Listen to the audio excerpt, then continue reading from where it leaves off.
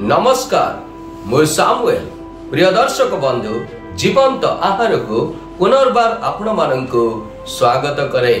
असंतु आज मध्य पवित्र बाइबल होशेय 4 पर्व 1 पद ठारू 19 पद पर्यंत पाठ करिबा। आजिर मूल प्रसंग ईश्वरंक धार्मिकता। एठारे प्रकार लिखा जाए, हे इस्राएल संतान गण, तुम्हे माने सदा प्रभुंकर वाक्य शुण, कारण देश रे सत्य अबा दया किबा परमेश्वरंक विषय को ज्ञान नथिबारु देश निवासी गणर सहित सदा प्रभुंकर विवाद अछि। शपथ, विश्वास लंघन, बद्ध, चोरी और व्यभिचार बिना तही मध्यरे आउ किछि नाही।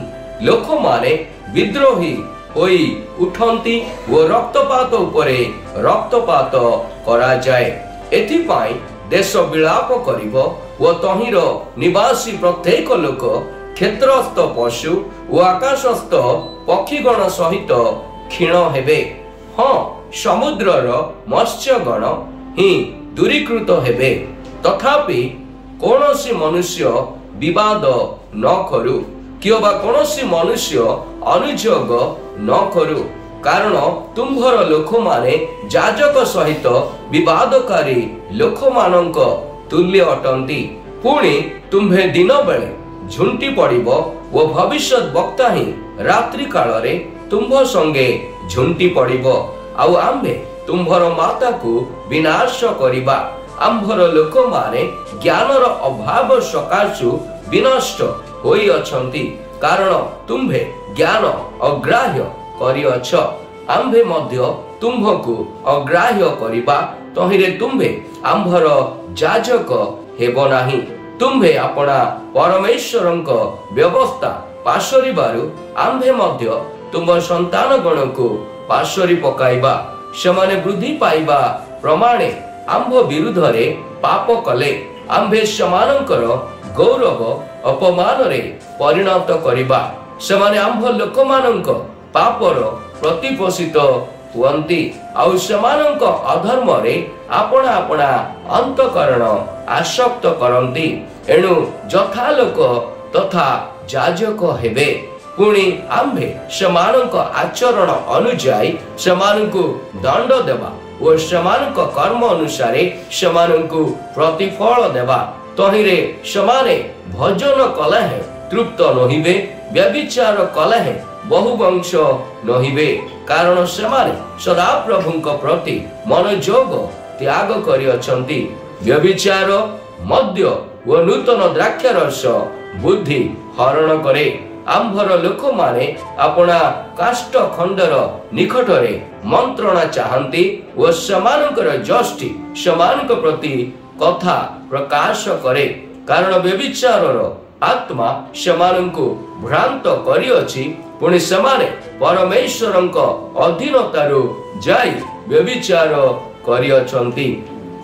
सेमाने पर्वत मानर श्रृंगरे बलिदान करंती और उपपर्वत गणर उपरे अलन, लिब्नी और एला वृक्ष तले धूप जलांती, कारण तहिर छाया उत्तम। एथिपाई तुम्भर कन्यागण वेश्याचार करंती और तुम्भर बधुगण व्यभिचार करंती। तुम्भर कन्यागण वेश्याचार कला बेले और तुम्भर बधुगण व्यभिचार कला बेले आम्भे सेमानंकु शास्ति देबा नाही, कारण सेमाने आपे वेश्या मानंक संगे निर्जन को जानती और महारी मानंक संगे बलिदान करंती।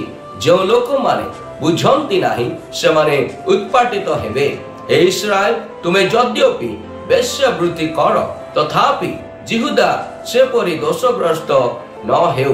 आउ तुम्हे माने गिलगल रे उपस्थित हुओ नाही, किबा बेत आवन को जाओ नाही, अथवा जीवित सदा प्रभु बोली शपथ कर नाही, कारण स्वेच्छाचारिणी गाभी तुल्य इस्राएल आपे स्वेच्छाचारी होई अछि। एबे सदा प्रभु सेमानंकु मेषो शावक परी प्रशस्त स्थान रे चलाई दे। इफ्रेम प्रतिमा गण प्रति आसक्त होई अछि, ताकू छाड़ी दियो। सेमानक पेय द्रव्य अम्ल होई अछि, सेमान अविरत वेश्यागमन କରନ୍ତି। ତାହାର ଶାସନକର୍ତ୍ତା ମାନେ ଅପମାନକୁ ଅତିଶୟ ଭଲ ପାଆନ୍ତି। ବାୟୁ ତାହାକୁ ଆପଣା ପକ୍ଷରେ ଆଚ୍ଛାଦନ କରିଅଛି ଓ ସେମାନେ ଆପଣମାନଙ୍କର ବଳିଦାନ ସକାଶୁ ଲଜ୍ଜିତ ହେବେ। ଆସନ୍ତୁ ମୋର ପ୍ରିୟମାନେ, ପଠିତ ଶାସ୍ତ୍ରାଂଶକୁ ବୁଝିବା ନିମନ୍ତେ ଚେଷ୍ଟା କରୁ। ନିଜ ବିବାହର ଚିତ୍ର ମାଧ୍ୟମରେ ଈଶ୍ୱରଙ୍କ ବାର୍ତ୍ତା ପ୍ରଦାନ କରୁଥିବା ହୋଶେୟ ବର୍ତ୍ତମାନ ଆପଣା ବାକ୍ୟ ଦ୍ୱାରା ଈଶ୍ୱରଙ୍କ ବାର୍ତ୍ତା ପ୍ରଚାର କରିବାକୁ ଲାଗିଲେ। ଇସ୍ରାଏଲ ସତ୍ୟ, ପ୍ରେମ ଏବଂ ଜ୍ଞାନରୁ ବଞ୍ଚିତ ଦେଶରେ ପରିଣତ ହୋଇଥିଲା। ଏହା ପରିବର୍ତ୍ତେ ଏହା ଶପଥ, ମିଥ୍ୟା, ହତ୍ୟା, ଚୋରି ଏବଂ ବ୍ୟଭିଚାରରେ ପରିପୂର୍ଣ୍ଣ ଥିଲା। ଈଶ୍ୱର ଏଥିପାଇଁ ସର୍ବପ୍ରଥମେ ଯାଜକମାନଙ୍କୁ ଦାୟୀ କଲେ। ଯାଜକମାନେ ଯେଉଁମାନେ ଲୋକମାନଙ୍କୁ ଧାର୍ମିକ ମାର୍ଗରେ କଢାଇ ନେବା କଥା, କିନ୍ତୁ ସେମାନେ ଧନ ଓ ଶକ୍ତି ଦ୍ୱାରା ଅନ୍ଧ ହୋଇଯାଇଥିଲେ ଏବଂ ଅନ୍ୟମାନଙ୍କୁ ପାପ କରିବାକୁ ଉତ୍ସାହିତ କରୁଥିଲେ। ଲୋକମାନେ ଈଶ୍ୱରଙ୍କ ଶିକ୍ଷା ପରିତ୍ୟାଗ କରି ମୂର୍ତ୍ତି ପୂଜା ଓ ଭୋଗ ବିଳାସରେ ଲିପ୍ତ ଥିଲେ। ଯେହେତୁ ସେମାନେ ଶୀଘ୍ର ଜାଣିଲେ ମୂର୍ତ୍ତି ପୂଜା ପାଇଁ କେବଳ ଗୋଟିଏ ପରିଣାମ ଈଶ୍ୱରଙ୍କର ବିଚାର। ଈଶ୍ୱର କିଏ ଅଟନ୍ତି? ଆସନ୍ତୁ ମୋର ପ୍ରିୟମାନେ, ଆଜି ତା ଦେଖୁ। ହଁ, ଯେତେବେଳେ ଆମେ ତାଙ୍କଠାରୁ ଦୂରେଇ ଯାଉ ସେତେବେଳେ ଈଶ୍ୱର ଆମକୁ ଅନୁଯୋଗ କରନ୍ତି। ତଥାପି ଈଶ୍ୱରଙ୍କ ଭର୍ତ୍ସନା କ୍ରୋଧରେ ବନ୍ଦ ହୁଏ ନାହିଁ। ଆମେ ହୁଏତ ଭାବିପାରିବା ଯେ ଆମେ ଈଶ୍ୱରଙ୍କୁ ଛାଡ଼ିଛୁ, କିନ୍ତୁ ସେ ଆମକୁ କେବେ ପରିତ୍ୟାଗ କରିନାହାନ୍ତି। ସେ ଅନୁଶାସନ ଏବଂ ଦଣ୍ଡ ଦିଅନ୍ତି, ଯାହା ଆମକୁ ପୁନର୍ବାର ତାଙ୍କ ନିକଟକୁ ଫେରାଇ ଆଣିବ। ମୁଁ ଈଶ୍ୱରଙ୍କ ସତ୍ୟ, ପ୍ରେମ ଏବଂ ଜ୍ଞାନକୁ ଧରି ରଖେ, ଯାହା ସେ ମୋ ଠାରୁ ଚାହାନ୍ତି। ଈଶ୍ୱର ଆଜିର ଶାସ୍ତ୍ରାଂଶରୁ ଆମମାନଙ୍କୁ କ'ଣ ଶିଖାନ୍ତି? ଆସନ୍ତୁ ମୋର ପ୍ରିୟମାନେ, ଆମେମାନେ ତାହା ଶିଖୁ ଏବଂ ଆପଣା ଆପଣା ଜୀବନରେ ପ୍ରୟୋଗ କରୁ। ଈଶ୍ୱରଙ୍କ ବିନା ଯେଉଁମାନଙ୍କ ଜୀବନଯାପନ ଭଲ ଭଳି ହୁଏତ ଦେଖାଯାଉଅଛି, ସେମାନଙ୍କୁ ଈର୍ଷା କର ନାହିଁ, କାରଣ ସେମାନେ ସେମାନଙ୍କ ଆତ୍ମାର ଭୋକ ମେଣ୍ଟାଇବାକୁ ସମର୍ଥ ହେବେ ନାହିଁ ଓ ସେମାନଙ୍କ ମହଙ୍ଗା ଜିନିଷ ବିଭାଜିତ ହେବ। ସେମାନଙ୍କର ଅନେକ ବସ୍ତୁ ବିଶେଷ ଥିଲେ ମଧ୍ୟ ସେମାନେ ଖାଲି ହୃଦୟରେ ବଞ୍ଚିବେ, କାରଣ ପ୍ରକୃତ ସନ୍ତୁଷ୍ଟତା କେବଳ ଈଶ୍ୱରଙ୍କ ସହିତ ରହିବା ଦ୍ୱାରା ହିଁ ଆମମାନଙ୍କୁ ମିଳିଥାଏ। ଈଶ୍ୱର ଆଜିର ଧ୍ୟାନରେ ମୁଁ ପ୍ରତ୍ୟେକଙ୍କୁ ଆଶୀର୍ବାଦ କରନ୍ତୁ। ହେ ପ୍ରଭୁ, ମଣ୍ଡଳୀର ପ୍ରତ୍ୟେକ ନେତା ଏବଂ ବିଶ୍ୱାସୀକୁ ତୁମର ବାକ୍ୟ ବୁଝାଇବା ନିମନ୍ତେ ଏବଂ ତୁମର ବାକ୍ୟ ଅନୁସାରେ ଜୀବନ କାଟିବା ନିମନ୍ତେ ଆଜି ଆମ ପ୍ରତ୍ୟେକଙ୍କୁ ସାହାଯ୍ୟ କରନ୍ତୁ। ଯୀଶୁଙ୍କ ନାମରେ ଏ ପ୍ରାର୍ଥନା ମାଗିଲୁ, ଆମେନ୍।